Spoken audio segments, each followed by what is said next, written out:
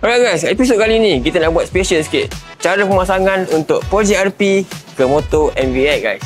Let's go. Apa yang korang akan dapat dalam box adalah projek RP, hose, set bracket, 2 clip, 2 washer, 2 screw, wire pressure sensor untuk brake, oil tank dan stiker guys. Okey, untuk dia punya tools pula guys. Tu dia adalah spanner bersaiz 12, 11, screwdriver, ratchet, box bersaiz 14mm dan set Allen key.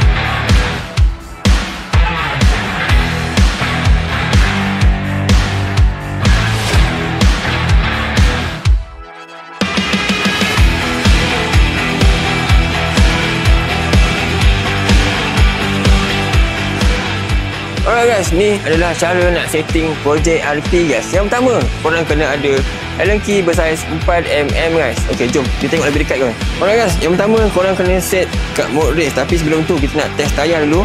Kita set dekat mode normal dulu. Jom kita tengok tayar dia. Ok, ni tadi mode normal. Tengok tayar dia macam mana. Ok, dia smooth Alright guys, ni adalah mode normal. Ini indikator dia guys. Korang kena ikut ni Ok, nak set ke race, korang kena tarik lever sikit dan pusing ke mode race. Yang kedua, korang kena try tayar dulu guys. Nak tahu dia punya ketat tak ketat. Dia punya function dia. Dia ketat sikit. Ok, korang nampak? Dia ketat sikit. Ok. Sebelum tu korang kena buka cap dia guys. Ok, buka cap. Ok, sebelum korang nak adjust Allen key, korang kena tengok ini lubang ni. Untuk tempat masuk Allen key.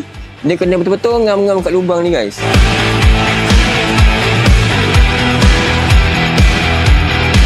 Ok, ni sekarang dah ngam kat lubang dia. Baru korang ambil Allen key dan pusing. Ok, korang nampak ni soft dan hard. Korang kena pusing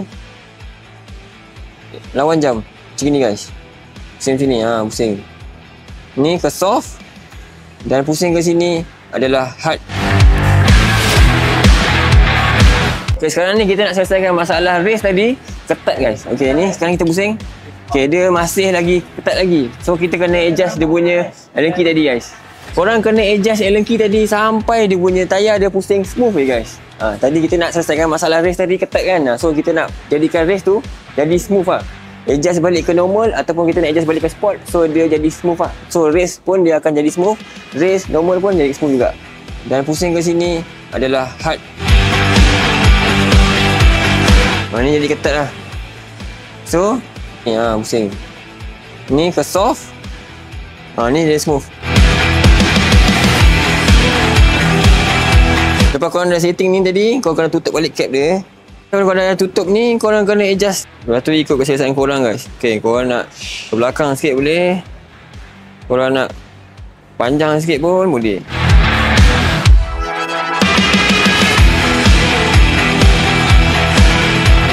Itulah dia cara pemasangan untuk projek RP dekat motor MVX guys. Okay, bagi siapa nak tanya lagi lebih detail, korang tunggu untuk next video guys. Okay, bye-bye.